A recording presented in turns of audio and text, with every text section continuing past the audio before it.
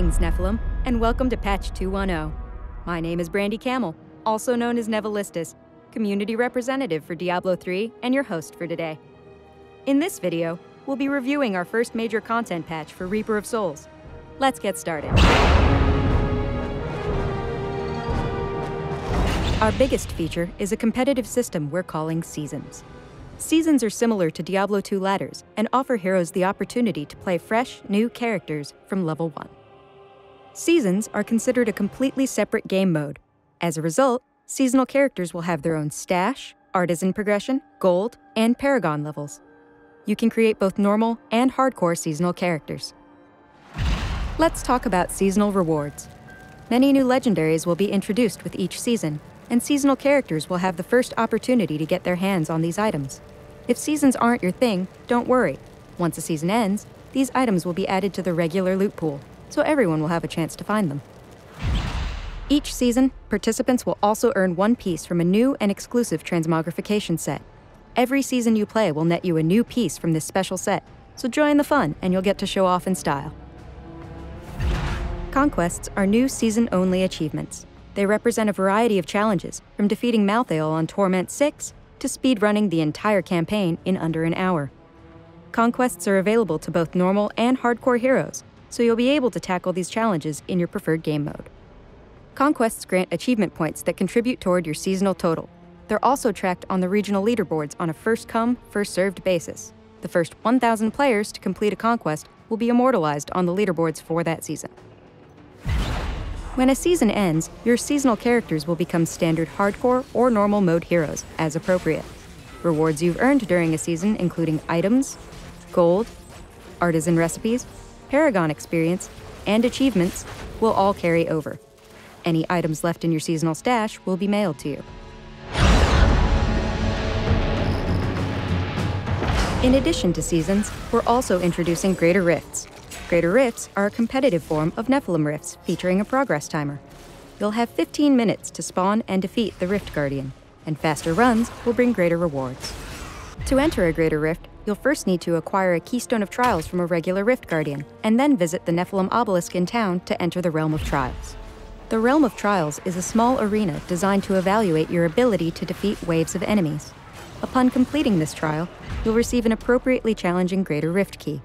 To create a Greater Rift portal, simply bring your Greater Rift key to the Nephilim Obelisk in town. Are you strong enough to survive the trials? Greater Rifts are tracked by a new progress bar that compares your monster kill count to the time remaining.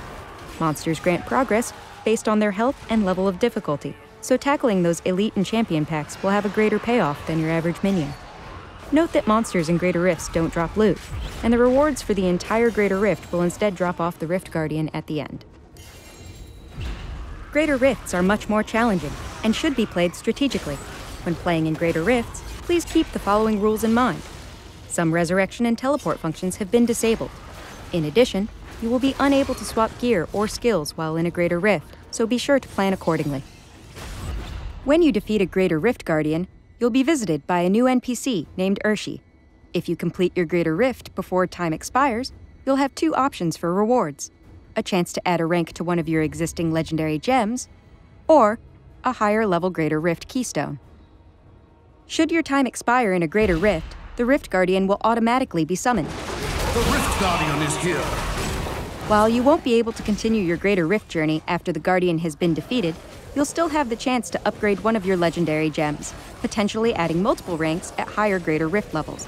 Aim high, and you'll be greatly rewarded for your efforts.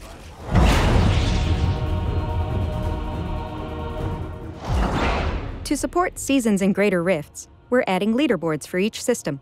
These leaderboards will allow players to track their progress for Greater Rifts, seasonal achievement points, and seasonal conquests.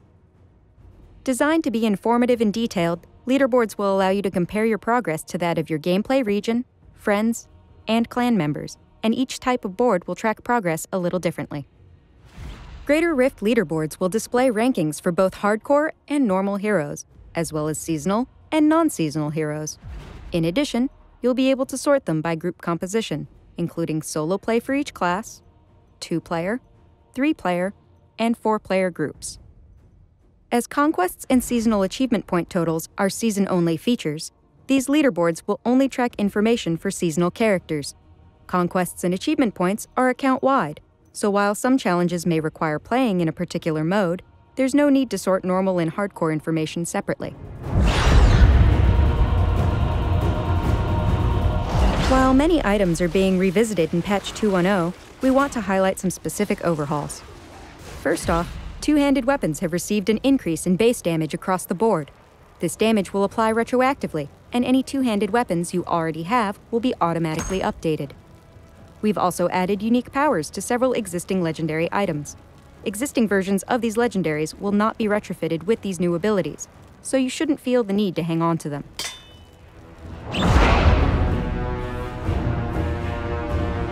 Have you ever wondered what's on the other side of that treasure goblin's portal? Wonder no more. With Patch 2.10, each time you defeat a treasure goblin, there's a small chance he'll leave behind a portal to the vault. This mystical area features dangerous new enemies and riches beyond your wildest dreams, so don't let that next goblin get away. We've also added a new environment to Nephilim Rifts, the cesspools. The cesspools were originally designed as the sewers of Westmarch. While we couldn't fit them into Act 5 for the release of Reaper of Souls, you now have a chance to explore this festering, dank environment in any greater or regular Nephilim Rift.